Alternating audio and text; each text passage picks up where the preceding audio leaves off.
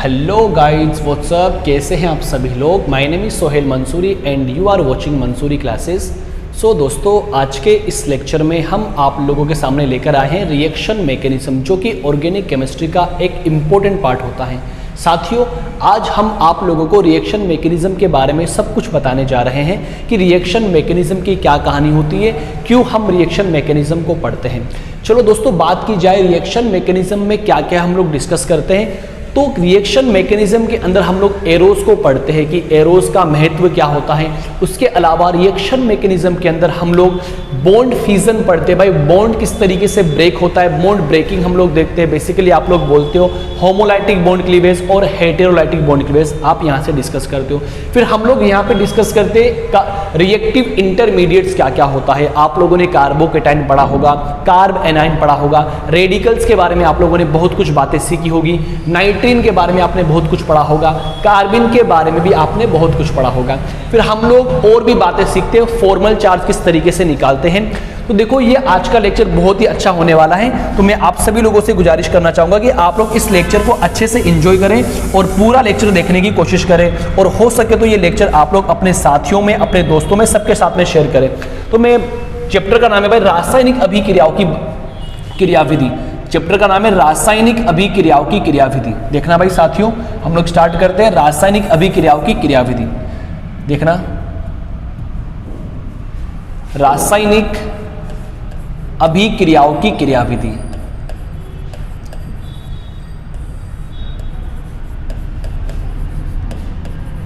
रासायनिक अभिक्रियाओं की क्रियाविधि।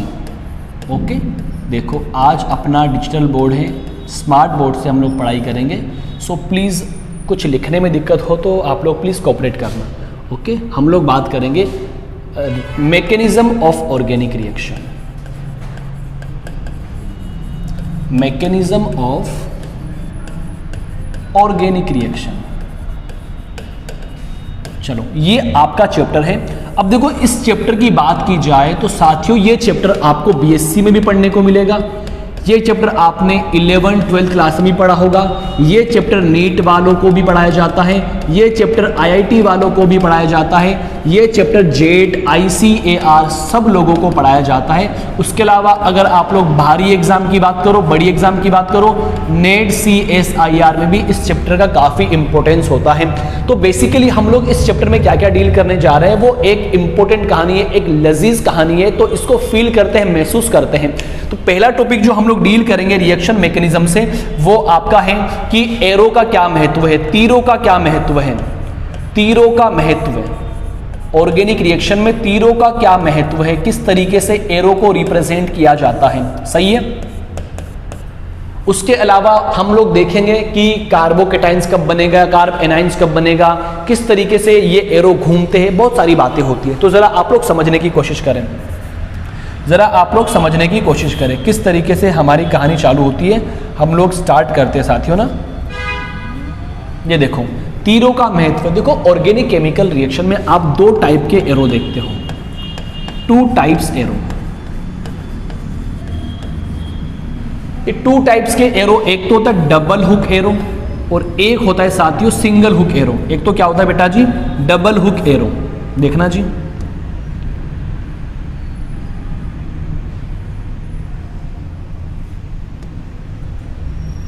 Double hook arrow.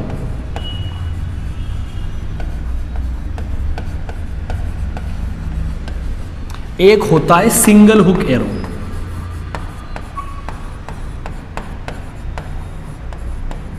Double hook arrow को इस तरीके से रिप्रेजेंट किया जाता है और सिंगल हुक एरो को इस तरीके से रिप्रेजेंट किया जाता है। इन एरो का ऑर्गेनिक केमिस्ट्री में काफी ज्यादा इंपॉर्टेंट रोल होता है, क्योंकि इन एरो से ही हम लोग डिस्कस करते हैं बॉन्ड किस तरीके से टूटा है। यस और नोट। देखो, जब ऐसा बॉन्ड, जब भी किसी केमिकल रिएक्शन में ऐसा एरो बनता हुआ नजर आएगा तो वहां पे एक पॉजिटिव स्पीसीज बनेगी और एक नेगेटिव स्पीसीज बनेगी। और जब भी किसी केमिकल रिएक्शन में ऐसा एरो डिनोट है, इसका मतलब होता है वहां पे बनता है फ्री रेडिकल। क्या बनेगा बेटा जी, फ्री रेडिकल बनेगा, कार या मुक्त मूलक बनेगा। हिंदी में क्या बोलते हो बेटा जी आप लोग? मुक्त मूलक बनेगा। तो इन सभी बातों को हमको डिस्कस करना है। तो ये एरो दो प्रकार के होते हैं, एक तो डबल हुक एरो होता है और एक सिंगल हुक एरो होता है। जब भी डबल हुक एरो की बात की जाएगी, डबल हुक एरो का मतलब होता है एक पॉजिटिव बनेगा और एक नेगेटिव बनेगा। सिंगल हुक एरो का मतलब होता है एक मुक्त मूलक बनेगा और ये ऐसा डॉट सी स्पीसीज बनती है। हाँ ना बोलो बेटा जी। ये तो एरो की बात हो गई। इसके अलावा फिर हम लोग बात करते हैं कि यहां पर बॉन्ड फ्यूजन या बॉन्ड ब्रेकिंग किस तरीके से होती है। तो जरा आप लोग इसका स्क्रीनशॉट ले लीजिए और नोट्स भी साथ साथ में आप लोग बनाते रहें। तो हम लोग उसके बाद डिस्कस करेंगे किस तरीके से बॉन्ड ब्रेक होता है और बॉन्ड कितने टाइप से ब्रेक होता है और क्या क्या स्पीसीज बॉन्ड ब्रेकिंग के बाद होती है ना, वो सारी बातें हम लोग डील करेंगे। जरा आप समझने की कोशिश करें ना। देखना जी भाई, अब बॉन्ड ब्रेकिंग को हम लोग डील करते हैं। देखो, अगर बॉन्ड ब्रेकिंग की बात की जाए, अगर हम बॉन्ड ब्रेकिंग की बात करें तो बॉन्ड ब्रेकिंग में क्या कहानी होती है ये भी समझने की आप कोशिश करो। बंद विदलन, हिंदी में तो क्या बोलते हो आप लोग? बंद विदलन। इंग्लिश में क्या बोलते हैं इसको? Bond breaking.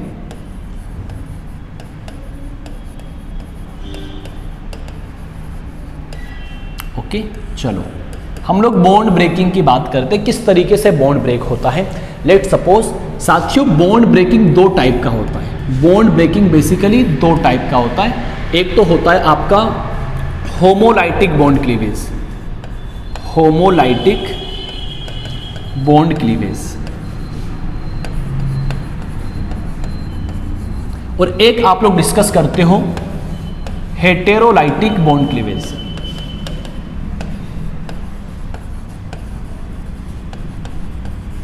सही है। इसको हिंदी में कहते हैं समांश विदलन। समांश विदलन देखो हिंदी में लिखने में दिक्कत हो सकती है। इसको हम लोग कहते हैं विषमांश विदलन।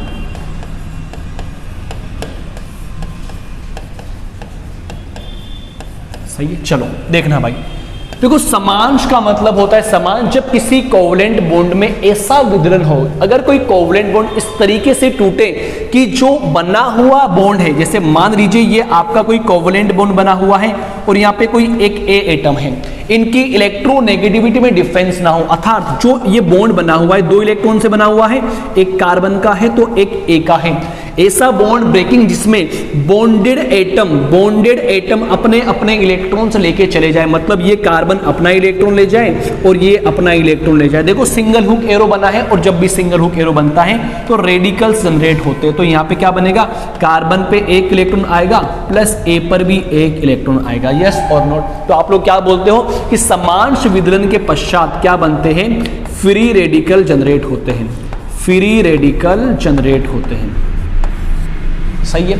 अब हम लोग बात करते हैं विषमांश विदलन की। तो विषमांश विदलन तब होगा जब इलेक्ट्रोनेगेटिविटी में अंतर पाया जाएगा। हाँ ना बोलो बेटा जी। अगर मैं इसे बोल दूं कि electronegativity of A is greater than electronegativity of carbon, अगर कार्बन की इलेक्ट्रोनेगेटिविटी कम है किससे? इस ए से कम है। यस और नॉट? मैंने क्या बोला? सॉरी, मैंने क्या बोला? इलेक्ट्रोनेगेटिविटी ऑफ ए, मतलब इसकी इलेक्ट्रोनेगेटिविटी इससे ज्यादा है। तो क्या करेगा? ये बॉन्ड के दोनों इलेक्ट्रॉन को अपनी ओर ले जाएगा और जैसे ही बॉन्ड के दोनों इलेक्ट्रॉन को अपनी ओर ले जाएगा तो पीछे क्या स्पीसीज बनेगी? कार्बन पर पॉजिटिव चार्ज और यहां पे क्या बनेगा? ए माइनस। ऐसी कोई ऑर्गेनिक स्पीसीज जिसमें कार्बन पे पॉजिटिव चार्ज आता है साथियों, उसको हम लोग बोलते हैं कार्बोकेटायन। क्या बोलेंगे बेटा जी? कार्बोकेटायन बोलेंगे। ऐसे भी हो सकता है कि भाई यहां पर ए की इलेक्ट्रोनेगेटिविटी कम हो जाए, ए की इलेक्ट्रोनेगेटिविटी कम हो जाए तो एक बात बताना, जब इलेक्ट्रोनेगेटिविटी कम होगी तो यहां से एक एनायन बनेगा। तो आपको क्या पता लगा कि यहां से कार्बोकेटायन बनता है और कार्ब एनायन बनता है। तो बेसिकली जो बॉन्ड फ्यूजन होता है, बॉन्ड ब्रेकिंग होती है, दो प्रकार की होती है। एक तो आपका होता है होमोलाइटिक बॉन्ड क्लीवेज, एक तो क्या होता है? होमोलाइटिक बॉन्ड क्लीवेज, और एक आप डिस्कस करते हो भाई हेटेरोलाइटिक बॉन्ड क्लीवेज। सही बात है। होमोलाइटिक का मतलब होता है कि समान तरीके से बॉन्ड के शिफ्टिंग हो जाए, और हेटेरो का मतलब होता है असमान तरीके से बॉन्ड में प्रेजेंट इलेक्ट्रॉन की शिफ्टिंग हो। तो ये दो प्रकार का होता है। इसके बाद में हम लोग डिस्कस करते हैं रिएक्टिव इंटरमीडिएट्स क्या होता है। तो साथियों इस लेक्चर को आप लोग ज्यादा से ज्यादा शेयर करें। Thank you so much. Thanks for watching this video. Thank you.